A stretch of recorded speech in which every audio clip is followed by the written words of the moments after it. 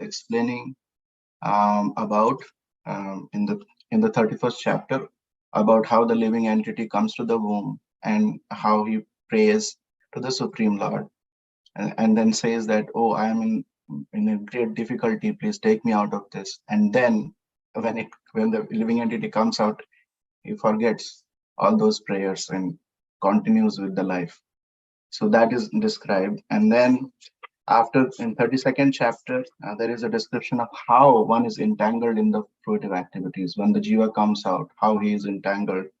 He discusses, Lord Kapila discusses about the attached workers, the detached workers, about the Hiranyagarbha worshippers. Hiranyagarbha is Brahmaji. And about people who are engaged in sakama karma, means karma related to some fruitive activities. So he says that if somebody does that, one has to go beyond it, to go into the nishkama karma platform, and then finally to bhakti, because all other paths can be achieved by bhakti. After discussing that, then he discusses bhakti. There are paths in how to meditate upon the form of the Lord is one of the processes which actually helps to realize the Bhagavan aspect of the Lord. The Supreme, as you know, that Supreme Truth can be like understood in three different aspects: Brahma, Paramatma, and Bhagavan. And Bhagavan is the complete realization. And by bhakti process only, one can realize the Bhagavan aspect of the Lord, which is that in totality understanding of the Supreme Absolute Truth. And after discussing that, then in 33rd chapter, it is entitled as Activities of Kapila. So before coming to that, so Devahuti learned so much details about her questions, and she became overwhelmed, and she could not even understand how she could be the mother of the Supreme Personality of Godhead. She thought so fortunate to have that opportunity. And she is now praising in these verses from verse number 1 to 8. Devahuti is praying to the Kapila Dev, who is her son. So, but as Supreme Personality of Godhead. So this is one of the prayers which we are going to recite. So let's recite this verse. Aho batasva pachato gariyan. Aho batasva pachato gariyan. Vartate nama tubhyam. Yajivagre vartate nama tubhyam. Te pustapaste juhu sasnurarya.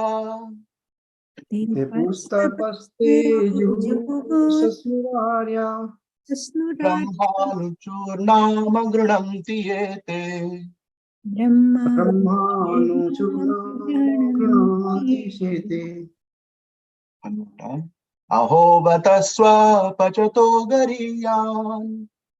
Aho batasva pachato gariyan. Yajivagre vartate nama tubhyam. Yajivagre vartate nama tubhyam. Te pustapaste juhu sasturarya. Te pustapaste juhu sasnurarya. Brahmanuchurnama grunanti yete. Brahmanuchurnama grunanti yete. Time. Aho batasva pachato gariyan. Aho batasva pachato gariyan. Yajivagre vartate nama tubhyam. Yajivagre vartate nama tubhyam. Te pustapaste juhu sasnurarya. Te pustapaste juhu sasnurarya. Brahmanuchurnama grunanti yete.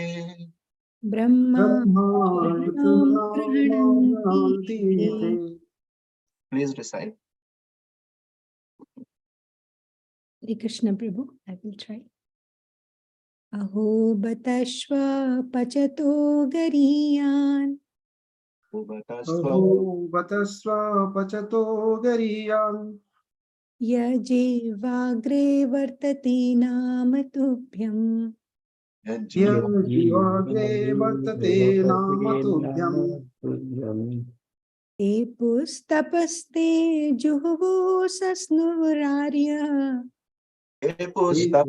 तपस्ते जुसस्नुरार्य ब्रह्मानुचुर्नाम गृह्णन्ति एते ब्रह्मानुचूर्णाम नमो गृह्णाति ते। हरे Krishna. Hare Krishna. More recitations. हरे कृष्णा प्रभु। Hare Krishna. अहो बतस्व पचतो गरीयान् बतस्व पचतो गरीयान् यज्जिह्वाग्रे वर्तते नाम तुभ्यम् यज्जीवाग्रे वर्तते नाम तुभ्यम् ते पुस्तपस्ते जुसस्नुरार्य ते पुस्तपस्ते जुहुसुरार्य ब्रह्मानुचूर्णाम गृह्णान्ति एते Thank you, Prabhu. Hare Krishna. Thank you. Anyone else wants to try? Otherwise, we can continue. So this is a continuation of a verse from previous verse that I think was discussed last time, that by serving the Lord, even a dog eater, actually, it says, becomes eligible to perform Vedic sacrifices if he once utters the holy name of the Lord. It is giving the importance of the holy name of the Lord. And continuing from that verse, now this verse continues further. It says, Ahobata. Oh, how glorious. Ahobata is a very exclamatory mark that is towards very high excellence. Oh, Swapachato Garya. Swapacha is dog eater or a chandal. Chandal used to eat dogs in the older times, so that's why it's called dog eater. Ataha, hence, Ataha is hence here. Garyan. Garyan means worshipable. So Ahobata Swapachato Garyan. So worshipable even for Swapacha, who is the Chandala. Yad Jivagre Vartate Namatubhyam. Jivagre means in the tip of the tongue, when the name of the Supreme Lord comes. Tubhyam here is the Supreme Lord, and Devahuti is addressing to Lord Kapiladev. Jivagre Vartate Namatubhyam.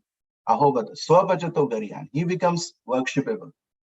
Even a Chandal becomes worshipable just by chanting your holy name of the Lord. And what happens more? Tepu tapah te means all the things that because of the holy name's presence, all the things, for example, tepuhu, that is tapaha. Tepu here is practice austerities, here it says. Austerities or tapaha, all the penances, juhuvu, all the sacrifices, sasnurarya, taken bath in the different holy rivers, and also study Brahmanuchara means Brahma Anuchara are the Vedas. So that's why it's saying he is very knowledgeable in Vedas. Means people have to do so many things to attain to this qualification, to become important. But just by taking the holy name of the Lord, a dog eater surpasses all these criteria and becomes glorious. He doesn't have to do anything. So here, Grananti, we would see a very beautiful explanation by Vishwanath Chakravarti Thakur is given. I'm just going to read it out to you. You just pay nice attention for this one. So just I'm going to read. It has been said that the outcast becomes immediately qualified for the Soma sacrifice. In the previous verse, it is being told. He becomes qualified to do yajnas just by taking the holy name of the Lord. But that is nothing, since much more is achieved than becoming qualified for sacrifice. This is most astonishing. That's why it's told Ahobata. The name has to appear just on the tip of the tongue of that outcast. It does not have to be fully on the tongue, just on the tip. Say how Vishwanath Chakravarti Thakur goes beyond. Just on the tip, not on the fully also. It does not have to be pronounced fully. It is present on the tongue, but not completely. Only one name is chanted once, not many times. If one were to chant many of your names, many times with full tongue, how much more effect it would be. That's what it's saying. And then Tubhyam can also mean he chants to please you or bring you under his control. The outcast who chants incompletely just one name is the best guru. That is Garyan here. He becomes qualified to teach the mantra with the name within it to the others. Like he can become a Diksha Guru. Then let the outcast perform sacrifice, study the Vedas and austerities. They have already done this. What to speak of one such person? Others who want to chant your name have performed all austerities and sacrifices. This specifically mentioned because of no statement to indicate they did not perform all elements or all sacrifices and austerities. They have completed all austerities with all elements because there is no reference. Just by chanting the name, everything is done. They have performed oblations and sacrifices with all elements. They have bathed in all holy rivers. They and not others are worthy of respect. That's what Vishwanath Chakravarti Thakur is saying. They have completed study of the Vedas. Amar Kosh says, Anuchanaha means a teacher, a person proficient in recitation of Vedas and his angas. So that's what this Anuchana here, from Anuchara here. The words are in the past tense here. Till here it is past tense, but Grinanti is in present tense according to the grammar. So here it's saying the chant in the present, but have completed all those actions such as austerities in the past. These other actions are no longer performed and will not be performed in the future because already done. Why would they do those actions now? This indicates that the devotees have no qualification for such actions. The perfect tense indicates completion. They have no regard for them. They are a waste of energy. All those different activities are waste of energy if just by chanting the name of the Lord gives all the benefits. One should not explain that the present tense of Grinanti indicates that they continuously chant, that they only achieve the effect by chanting continuously, by not chanting just once. This is again contradicted by the statements using by the word Sakrit. So there is another verse which is being quoted. It says, Naivam vidaha purusha kara urukramasya pumsam tadangri rajasajita sadgunanam chitram vidura vigata sakridadita yannamadheyam madhuna sajahati bandham. Such power is not surprising from persons who have conquered the six senses by the dust from the lotus feet of the Lord, since even an outcast become immediately free of bondage of karma by chanting the Lord's holy name once. So this is what the description by Vishwanath Chakravarti Thakur, and gives more insight into that. And we'll see how Srila Prabhupada also puts there. So let's read the translation and have more discussion.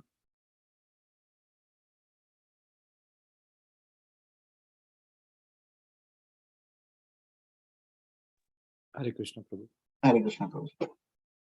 Oh, how glorious are they whose tongues are chanting your holy name. Even if born in the families of dog eaters, such persons are worshipable.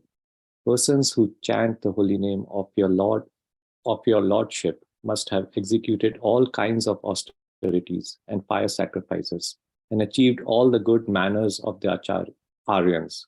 To be chanting the holy name of your Lordship, they must have bathed at holy places of pilgrimage, studied the Vedas, and fulfilled everything required. Hare Krishna. Hare Krishna, thank you. Just it emphasizes the same point. Let's read the purport. The big purport, so let's keep on reading. Hare Krishna. Hare Krishna. As it is stated in the previous verse, a person who has once offenselessly chanted the holy name of God becomes immediately eligible to perform Vedic sacrifices. One should not be astonished by this statement of Srimad Bhagavatam. One should not disbelieve or think, how by chanting the holy name of the Lord can one become a holy man to be compared to the most elevated Brahmana? To eradicate such doubts in the minds of unbelievers, this verse affirms that the stage of chanting the holy name of the Lord is not sudden, but that the chanters have already performed all kinds of Vedic rituals and sacrifices. It is not very astounding, for no one in this life can chant the holy name of the Lord unless he has passed all lower stages, such as performing the Vedic ritualistic sacrifices, studying the Vedas, and practicing good behavior like that of the Aryans. All this must first have been done, just as a student in a low class is to be understood to have already graduated from general education. Anyone who is engaged in the chanting of holy name of the Lord, Hare Krishna, Krishna Krishna, Hare Hare, Hare Ram, Ram Ram, Hare Hare, must have already passed all lower stages. It is said that those who simply chant the holy name with the tip of the tongue are glorious. One does not even have to chant the holy name and understand the whole procedure, namely the offensive offensive stage, offenseless stage, and pure stage. If the holy name is sounded on the tip of the tongue, that is also sufficient. It is said herein that Nama, a singular number, one name, Krishna or Rama, is sufficient. It is not that one has to chant all the holy names of the Lord. The holy names of the Lord are innumerable, and one does not have to chant all the names to prove that he has already undergone all the processes of Vedic ritualistic ceremonies. If one chants once only, it is to be understood that he has already passed all the examinations, not to speak of those who are chanting always, 24 hours a day. It is specifically said here, Tubhyam, unto you only. One must chant God's name, not as the Mayavadi philosophers say, any name, such as the demigod's name or the names of God's energies. Only the holy name of the Supreme Lord will be effective. Anyone who compares the holy name of the Supreme Lord to the names of the demigod is called Pashandi or an offender. Prabhu, should I continue? Or Yeah, Mataji, please continue. The holy name has to be chanted to please the Supreme Lord and not for any sense gratification or professional purpose. If this pure mentality is there, then even though a person is born of a low family, such as the dog eaters, he is so glorious that not only has he purified himself, but he is quite competent to deliver others. He is competent to speak on the importance of the transcendental name, such as Thakur Haridas did.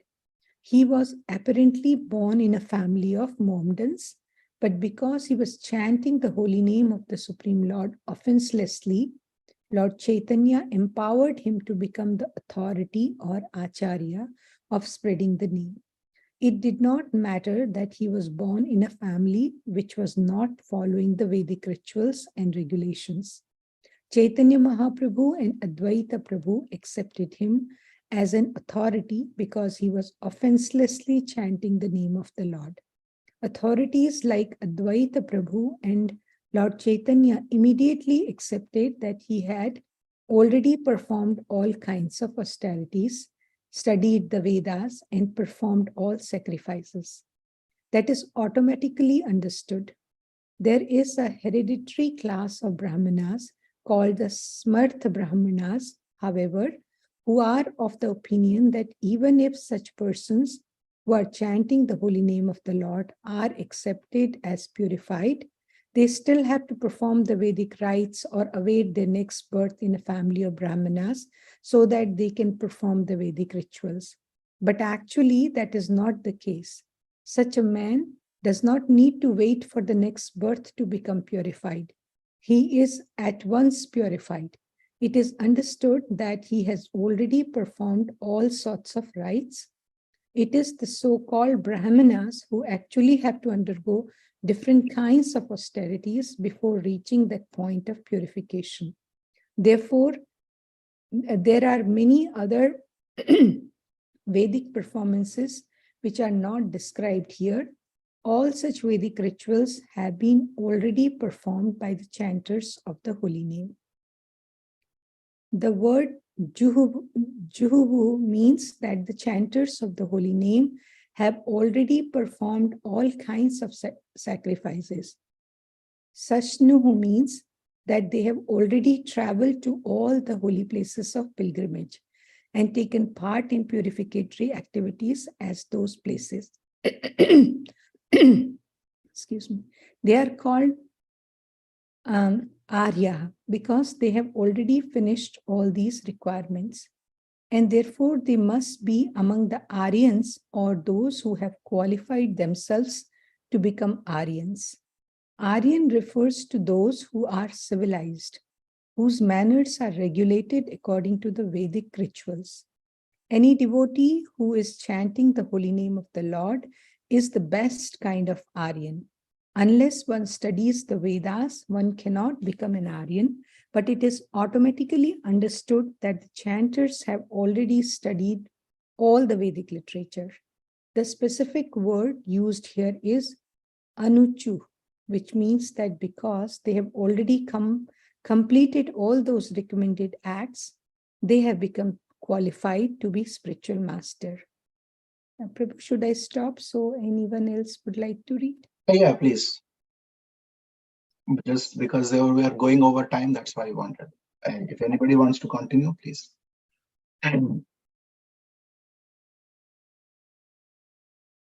Just Hare Krishna. Hare Krishna.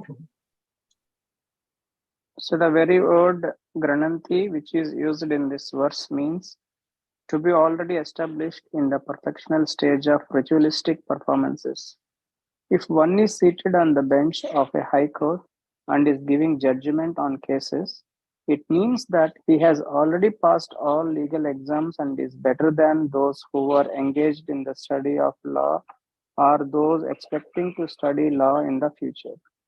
In a similar way, persons who are chanting the holy name are transcendental to those who are factually performing the Vedic rituals and those who expect to be qualified, or in other words, those who are born in families of Brahmanas but have not yet undergone the reformatory process, who therefore expect to study the Vedic rituals and perform the sacrifices in the future.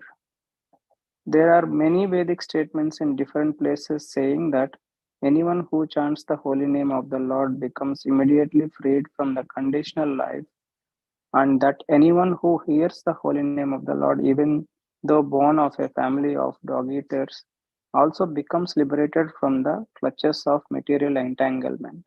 Hare Krishna. Thank you so much, Mataji and Prabhuji.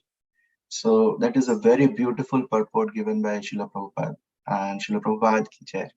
So before going into the details, just wanted to mention that this verse has been repeatedly quoted at different cases by Srila Prabhupada. So a verse to remember, just to say that qualification doesn't, and there are many other verses also in Bhagavatam, but this is one of the very important verses which tells that even a person who has no qualification, because the Swapacha is somebody who is not even coming in the four varnas, it is going below the four varnas, a dog eater, a chandala.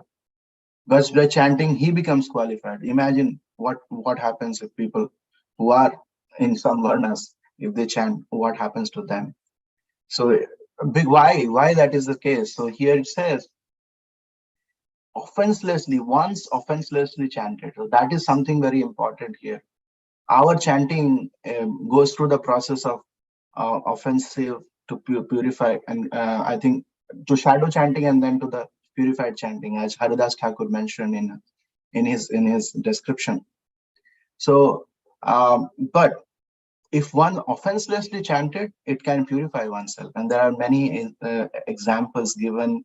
There is a chapter in Madhya Leela in Chaitanya Charitamrita. There are examples about that given there, so you can look into that.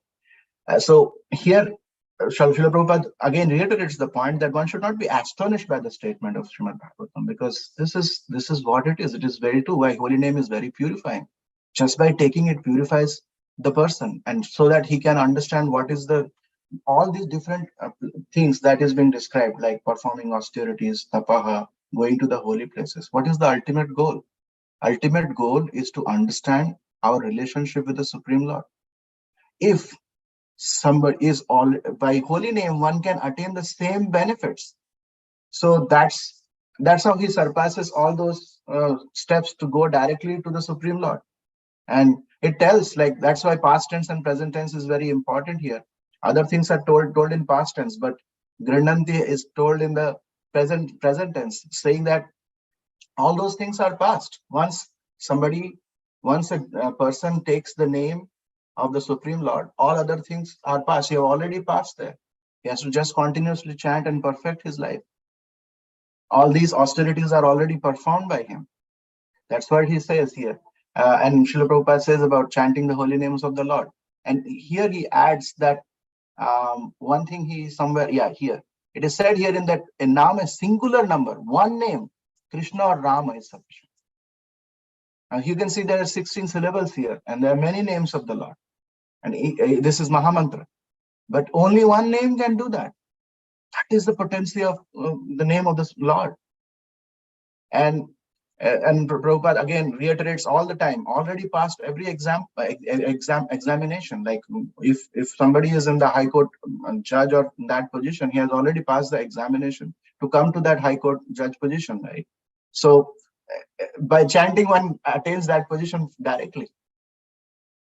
So here Srila Prabhupada says, only the holy name of the Supreme Lord will be effective. Any other names is not so effective in purifying. So that should be just to tell that, like for example, Mayavad philosophy say other names of the lords are means if Supreme Lord, other names means about the demigods and others. If you chant their name, you can attain the same benefit, and that is not the case. And this verse also solidifies that, along with other verses of Srimad Bhagavatam. So another thing is, it should be chanted with pure mentality, not with any sense gratification or professional purpose. Once it's chanted with pure mentality, can do wonders. And Srila Prabhupada gives example of Haridas Thakur's example. He was born in a Mohammedan family, but by chanting the name, he became so glorious that Chaitanya Mahaprabhu made him Namacharya. He became the Acharya of the chanting of the holy name. So no qualification is required. It is self-purifying. The Lord's name is so purifying that it can purify whatever. You cannot imagine how much it can purify. One cannot even imagine. And there is a thought process in hereditary class of Brahmanas called Smartha Brahmanas that one can purify by taking the Lord's name, but he has to take birth again as Brahmana to perform this. But that is not true. This verse tells that one gets purified just by taking the name, and it's the same birth, and anyone and everyone can do it. So here it says that, and then Srila Prabhupada again solidifies or reiterates on the point of like how the person have already performed all kinds of sacrifices by chanting the holy name and qualified to the higher level. And then in Gridanti he says, means already established in the perfectional stage. So everything is past. Now chanting is the present, and he is already established there. So it's a present tense, Gridanti term, as I was mentioning. And then also another thing he told here, chanting the holy name are transcendental to those who are factually performing Vedic rituals. Cannot even compare all those activities that is being told. Even we cannot compare with chanting the holy names with that, because it is beyond that. It is transcendental to that. So even though we are saying one transcends all those things, but they are not actually comparable.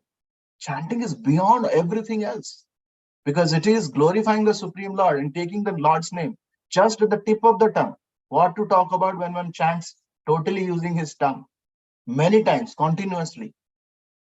So Srila Prabhupada ends so nicely that that it is from different Vedic statements saying that anyone who chants the holy name of the Lord becomes immediately free, just once. So how what can we say if we keep on chanting and offenselessly chanting? That is the goal, to often go to the Shuddhanam stage. So the message here is that anyone who qualifies, anyone and everyone can qualify the chanting of the holy name of the Lord. I mean to say qualify means qualify to get the special mercy of the Lord. He can perform all the activities that is being described in the Vedas just by chanting the holy name. His qualifications is established by chanting the holy name itself. So there is no, I would say, barrier there. And it is purifying, and holy name is transcendental to all those activities also. It can purify everyone and anyone. So we have to focus on the holy name, on the pure chanting of the holy name. And holy name is all merciful. And this verse also emphasizes the point that holy name is more merciful than the Supreme Lord himself. So I'll pause here, and any realizations, questions, comments, corrections, I'll happily, we can discuss. Hare Krishna, Prabhuji, my pranams to you. Hare. One clarification, Prabhuji, in the first paragraph, Srila Prabhupada is saying that only one name is sufficient, so that sufficiency is for doing the Vedic rituals. Is that what is it sufficient so for? one name is sufficient to be qualified on the level of the Brahmanas who can do all different activities. Okay. But to get the mercy of the Lord, it requires continuous practice. Yes. Okay, Prabhu. Yeah. Thank you. Hare Krishna. Hare Krishna.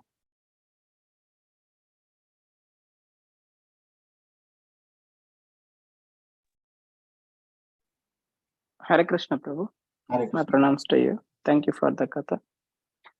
Yeah, Prabhu, that you said offenseless chanting is the key, but I'm struggling every day and night to do that offenseless chanting. So praying Sri Guru and Gauranga to give me the strength to do that chanting offenselessly, Prabhu. Hare Krishna. Hare Krishna. Thank you, Prabhu. We are on the same path. We also request the mercy of all the Vaishnavas, Sri Guru and Sri Gauranga and all the Lordships, so that we can, all of us can chant nicely, and personally myself can chant also nicely. Thank you, Prabhu. That is a wonderful point. Yes. Offenselessly. Hare Krishna. Thank you, Prabhu. Prabhu. Hare Krishna. Hare Krishna. Hare Krishna, Prabhu. My pranams to you. Thank you so much for the katha. It's such a nice verse and such great explanations. 1 second, Prabhu. Thank you. It gives a lot of hope to each and everyone, that we, even though we don't have any qualification, but just by chanting the holy name, so much qualifications are given, and we don't know it. So this gives a lot of hope. Thank you. Yeah, a lot of hope, and how important, like the importance of it itself, and how at such high level, but we are able to still do it, chant those holy names. Maybe even if it's offensive, but still we are able to do and trying to do that, right? Somewhere in purport, Srila Prabhupada says that if you can chant the name, that is the special mercy of the Lord. Right. If not possible, otherwise it was not possible even to chant the name of the Lord, because if our mind is like bewildered, even though we know that there is names of the Lord, we will not chant. The fact that we are able to chant, that is a special mercy. Right. So that is so amazing. Thank you. Yes, Prabhu. Yeah, and I was also remembering, Prabhu, actually, this similar. I think you must have mentioned that when Vallabha Bhattacharya comes to meet Rupa Goswami and Chaitanya Mahaprabhu, I think similar episode happens where Rupa Goswami says that he's such a fallen soul and he's untouchable. Yes, and true. He realizes that he's chanting the holy name, and then Vallabha Bhattacharya says, how can basically who chants the holy name, they can't be untouchable. They are the most exalted. Yeah, that is very true. And Srila Prabhupada, even Chaitanya Mahaprabhu says it is described in Chaitanya Charitamrita that a person who just chants one time name of the Lord is also considered as a Vaishnava. So that is the qualification. Like one time he says, one of the descriptions of a Vaishnava is like that. So that's why we have to be very careful not to offend any Vaishnava in any way possible. Yeah. Hare Krishna. Thank you so much. Hare Krishna. Thank you so much for that pastime of Ballava Bhattacharya.